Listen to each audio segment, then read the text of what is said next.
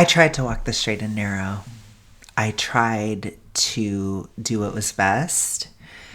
I tried to be the good anti-FA YouTuber and look up TikToks and things that I could talk about. But I wanted to be toxic because, as I told you guys, if you seek, you shall find. And when you seek toxicity, you find it. And I found it a while back. So for those of you guys that don't know, I just recently started watching Not DayVit. And I saw that a fat activist actually responded. And it's been a long time, okay? I hardly ever see fat activists respond to anti-FA YouTubers. And so when I found this, the toxicity, it just went like whoosh, it like whooshed into me. And I was like, oh, we have to talk about this. And it's late. I'm in like a low-key rehash of my Midnights era. If you're a Swiftie, you'll understand what I'm saying. And I want to talk about it. So we're going to talk about it. So let's do this. The witch hat is out. You know what that means. Let's go. There's this guy that made an hour-long YouTube video about me. It doesn't really dignify a response, but... So I just want to say that it's interesting to me. Let me see if I can make this bigger.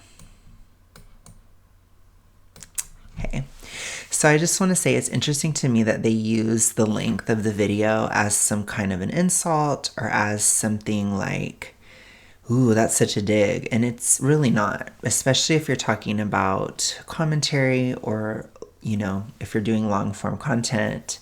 I do a lot of long form content on this channel where I go in depth and we talk about the ideas. And a lot of times when it comes to fat acceptance, ideas that are drawn out, like when you actually peel apart the layers of their ideas and actually describe it in a long form, pretty much all the ideas fall apart pretty succinctly, or not succinctly, but pretty easily. It's like, I just watched this video where this guy was restoring a knife that was all rusty, and it's kind of like that. When you take a fat acceptance TikTok and you do a long explanation, that layer of rust just like flies off like it's in a solution. It's just nothing.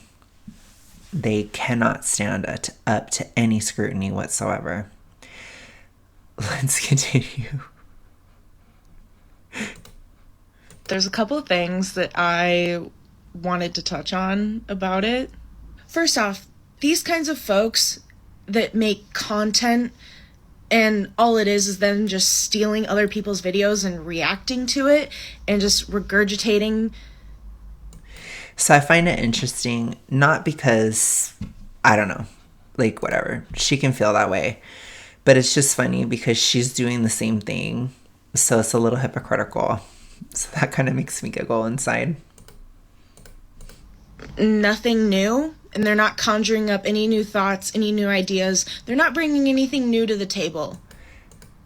I have hardly ever heard any fat activists bring anything new. You guys all talk like a hive mind that all probably have a direct chip in your brain that gets signals from Aubrey from the maintenance phase. I mean, it's ridiculous. You guys literally say the same talking points over and over again. You cannot claim that there's no originality whatsoever in any other movement because you guys have zero originality. So it is laughably ridiculous to be making that criticism. They're just spewing hate porn for other people to come and find and mentally jerk off to so that their hate for a particular... Ooh, you guys, she's edgy. Ooh, so edgy. Oh my gosh, did she really say that, you guys? She's so funny. She's so, like, cool. Like, I could never make a joke like that, you guys. Oh my god. Oh. subset of people can be deepened even further. And that's Oh, yes, yes, because Not DayVit's videos, sorry if I'm pronouncing the name wrong, but they're honestly the most hateful thing I've ever seen in my life. Look, say what you want about anybody, I guess. It doesn't really matter. Like, you can find somebody hateful. I can find you hateful. Does it mean anything to you? Probably not. I can find a fat acceptance person hateful, but if you disagree with me, then it doesn't mean anything. It's the same thing. Same thing, hun. I don't care if you think he's hateful. I don't think he is. I don't agree. I think if you're encouraging somebody to get your life together, figure this out, not encouraging somebody down a path of obesity and death, then hey, at least they're doing better than you, right? Let's go. really sick. And the fact that they're making these videos being up to an hour or longer really just supports that. No, it's because if you make it longer, then all your arguments fall apart. That's what it is. Because a lot of stuff within obesity, I find it's extremely nuanced, especially as somebody who has experienced super morbid obesity. This is the first video where I will say I am not super morbidly obese anymore. But as somebody who has experienced it, I find it incredibly difficult to describe or actually discuss the issues of obesity in an extremely short time frame. It's not possible because you have to talk about a lot of different angles, a lot of different nuance, different things that apply to different people at different times, and people still don't understand. It's very tricky. Like, for example, I had somebody get upset on one of my videos because I said that a lot of people who try to lose weight, they eat a lot of estrogenic foods, including soy. And this person got kind of triggered because they assumed that I was saying that soy is always bad in every context. That's not what I was saying. I was saying soy is bad within the context of super morbid obesity and hypothyroidism, especially when eaten in bulk. I think it's bad to eat it in bulk for anybody, but people just hear things and they hear it incredibly black and white when it comes to obesity. Do I personally eat soy at this time? No. Will I ever eat it again? Probably. I'll probably have soy sauce on rice, but will I be eating 10 pounds of tofu every day? Hell no. Never. Because yes, it is estrogenic, and a lot of people are like, it's not actually estrogenic. It is. If you eat enough of it, it is. Okay, and it's in almost everything. But see how long I had to explain that? Because yes, diet culture has ruined the discourse on obesity. It has. So when you actually care about the issue and you have to describe it, it takes a long time. And even in that message I said about soy, people are still not going to understand it. And I'm going to have to explain it again and again and again. And that's what Not DayVit does. He talks about his talking points, and you have to say it again and again and again, especially if you're fighting rhetoric, especially toxic, deadly rhetoric like fat acceptance. It's worthy of being fought. You have to say the same points over and over because people come into the channel and they haven't heard it, and you don't know who's heard it and who hasn't. Yes, fighting rhetoric is repetitive. You know this. You do it too. You say the same thing over and over again. So does every single fat activist. So stop acting like you're better than anybody, because you're not. And stop acting like only your side can be effective, because that's not true. Other sides can talk about this issue, and guess what? We will. I know it upset you so much. The second thing is the fact that he said that I should be ashamed or embarrassed by the experiences that I've had and my willingness to admit that to the public, I guess. So a lot of times Not DayVit says that just because he's talking in general. He finds it cringy and embarrassing to talk about extremely personal things on the internet, or to do really, like, I don't know, uncomfortable things or things that are weirdly intimate online. Like, talking about, I don't know, just whatever. I don't know of a good example, but I would say like it'd be like if somebody went online and told a story about how they had diarrhea and they pooped all over themselves in the middle of a classroom in high school. It's like that would cringe out, not DayVit, because he would find that embarrassing. That's just like his personal taste. That's fine. You know, people can have that opinion. I don't think it was like a super big dig at anybody as a person. It's just something that he personally wouldn't share, which I understand. I've shared a lot of details online before. I learned to stop because it is cringy. But I've done it before. Because I used to be young, like Miley says, and I used to be young. And I used to think that, like, if you just throw everything out there, it's, like, really amazing and you're, like, so brave. But it's actually kind of cringe unless if it's, like, shaped into something.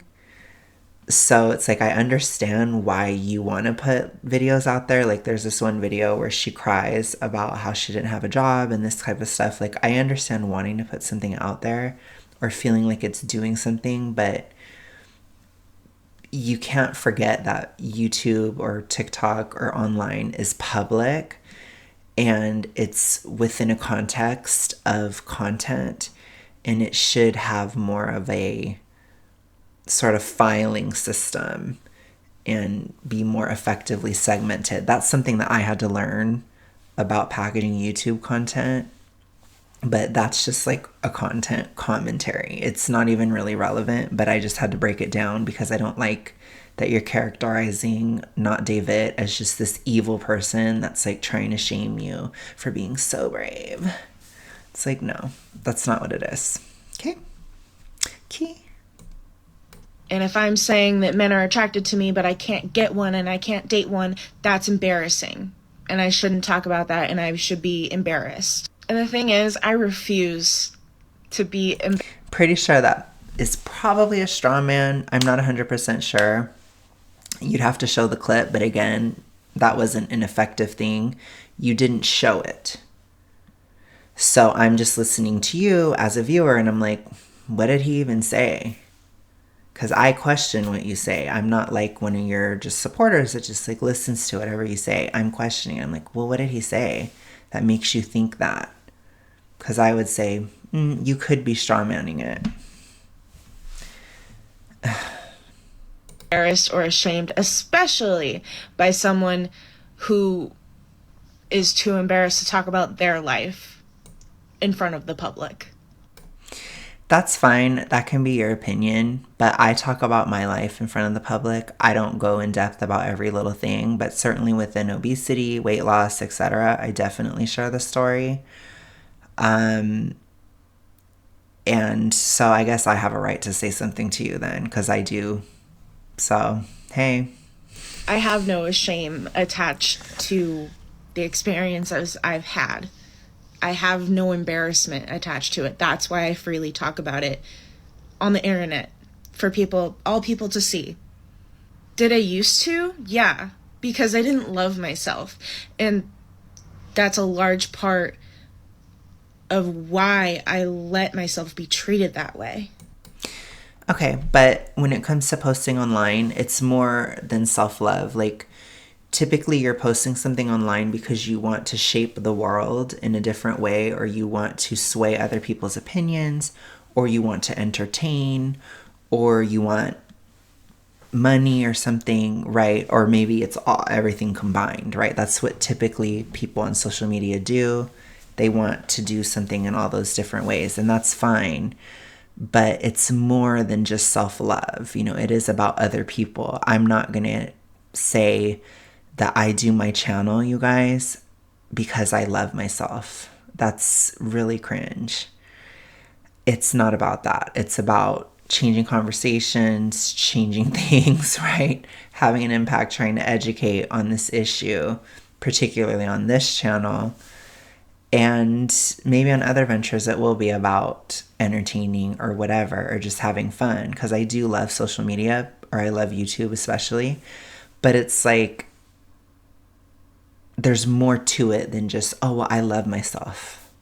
Like, no, it's like you want to talk about an idea or you want to share something or just whatever. You want to start a conversation or maybe you want to learn something yourself. That's why you do it. It's not just because you love yourself, because you can love yourself in the privacy of your own home. So I just think that that's cringe. And I don't expect him to understand that because he hasn't lived my life. He hasn't lived the experience. Okay, and you haven't lived his life. I haven't lived your life. You haven't lived my life. I mean, lame argument. Very lame. That I have lived through. And the third thing was that a big part of his rhetoric throughout the whole video was, well, this is just the way that it is. Okay, so he tends to be more of a realist in his content.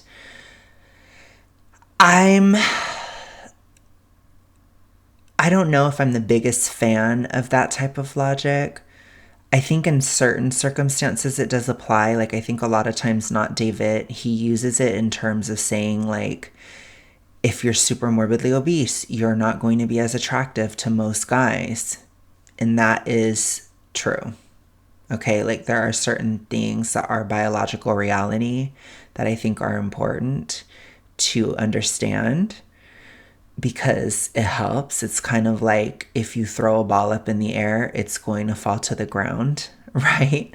Like, when something's in that level of that's the way it is, like, yeah, gravity exists. You know, if I take my Lumi deodorant, hashtag not spawn, and I toss it in the air, it comes back down predictably, because that's the way it is. It's the same thing with most men not finding you physically attractive at a super morbidly obese size. It is the way it is. In that sense, yes. In other senses, maybe it can be different. If you want a man, then you need to make yourself more marketable, more attractive to them. That's just the way that it is. That's true. I mean, especially not DayVit, he's speaking from a heterosexual male perspective. He may understand heterosexual men better than you do. I think it's at least worth questioning in your mind, right? I would never presume to know more about being a woman than a woman, right? So if a woman's like, well, guys like this or girls like this, you gotta listen, you know? At least somewhat, at least take it in a little bit, right? I would.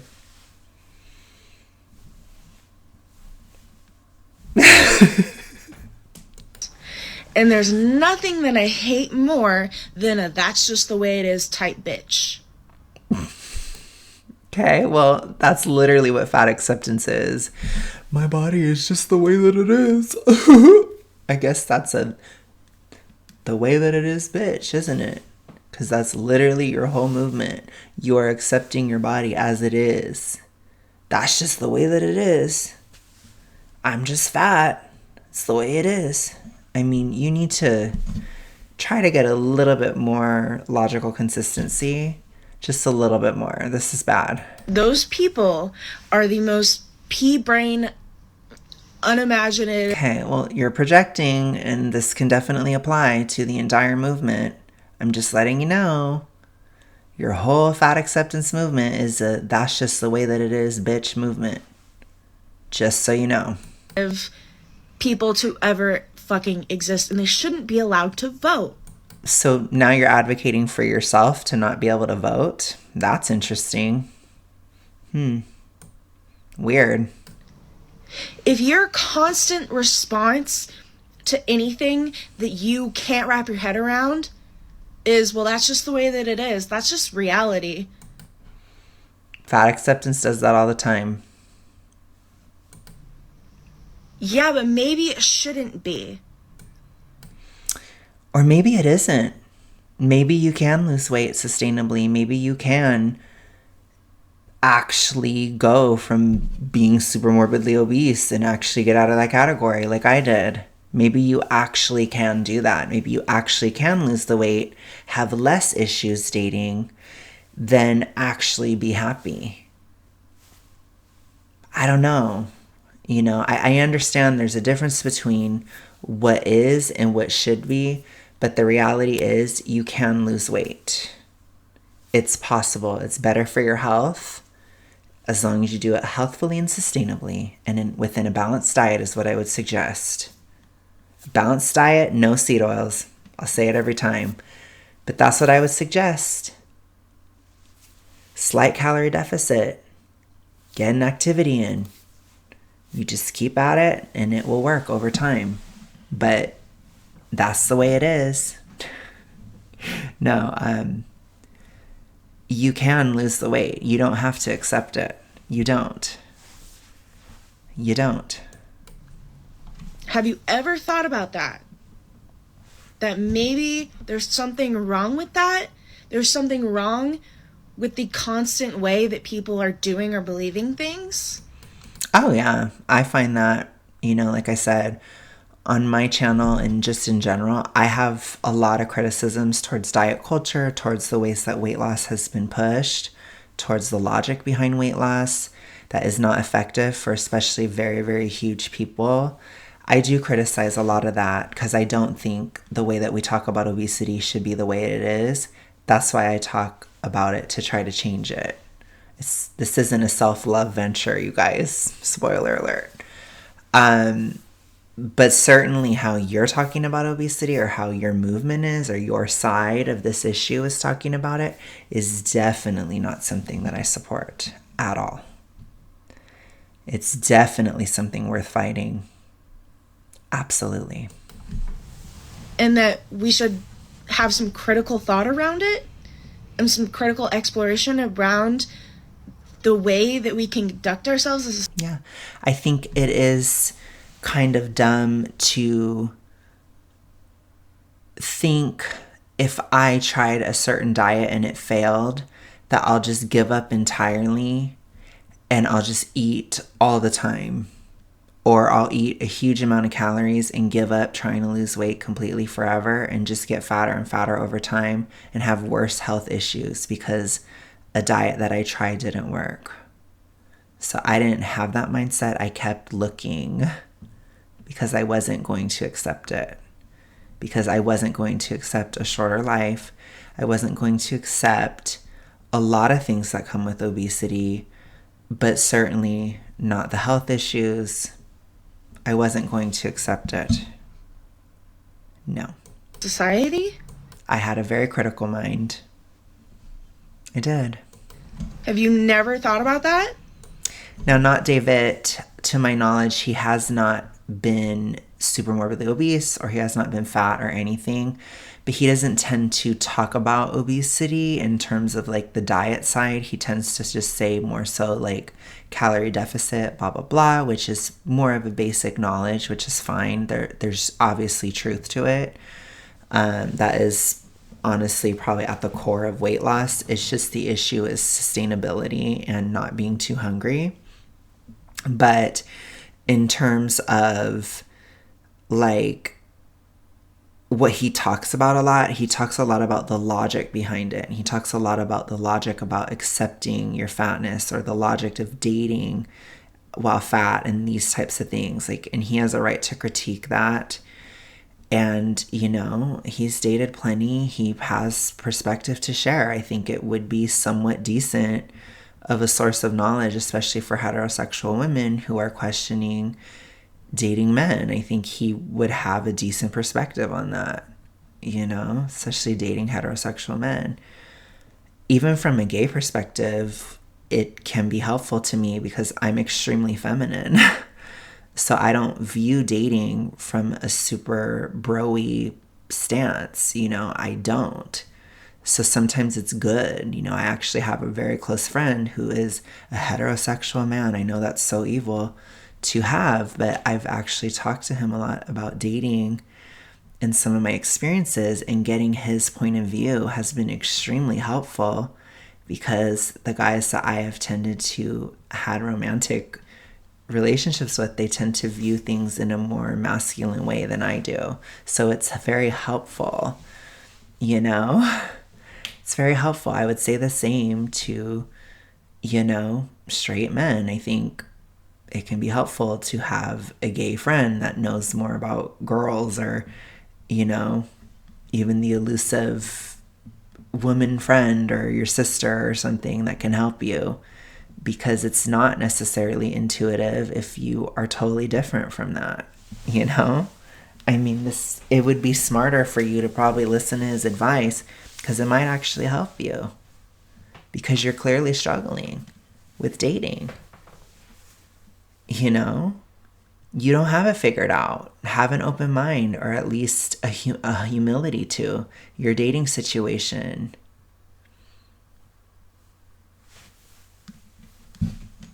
It might help.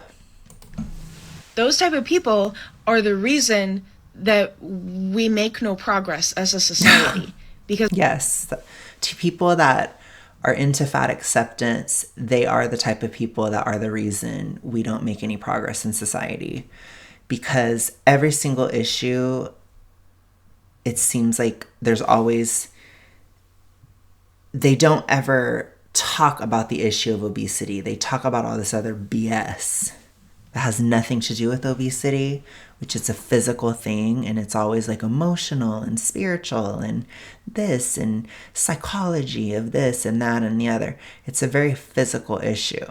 I think it would be really helpful to bring it back to the ground, which is what I try to do on this channel, because ironically, I am the type of person that is really up in the air and up in the clouds all the time.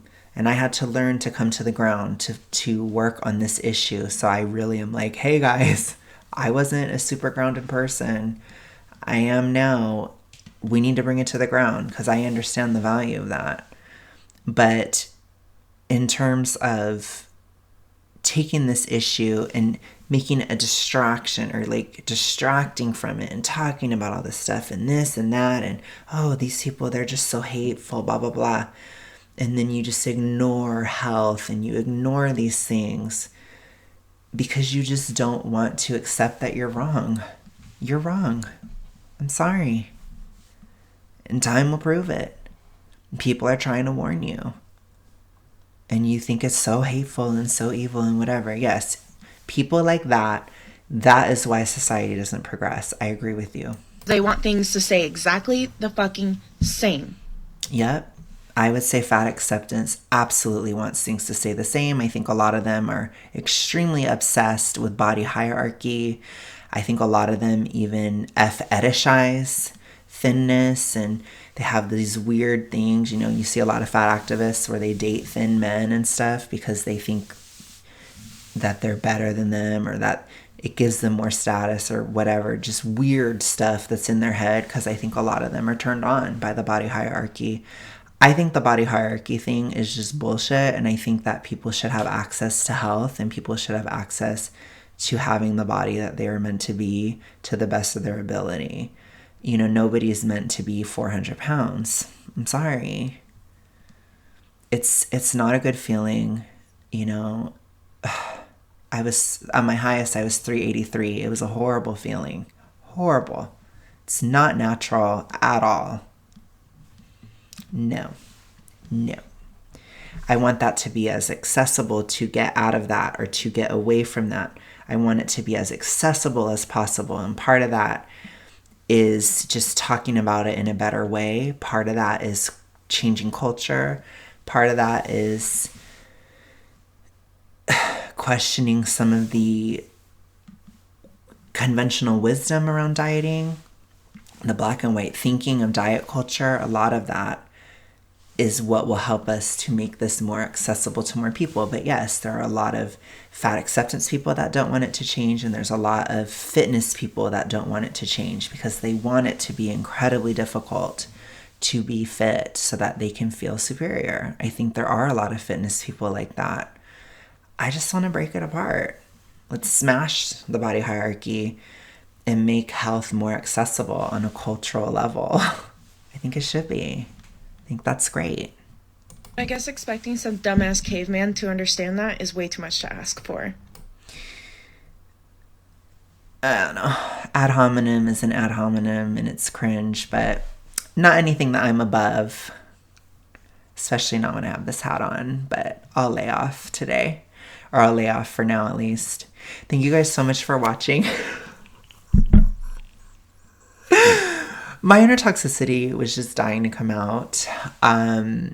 It's been a long time since I've worn this hat, But I just want to say, I hope you appreciated this. Please let me know what you think.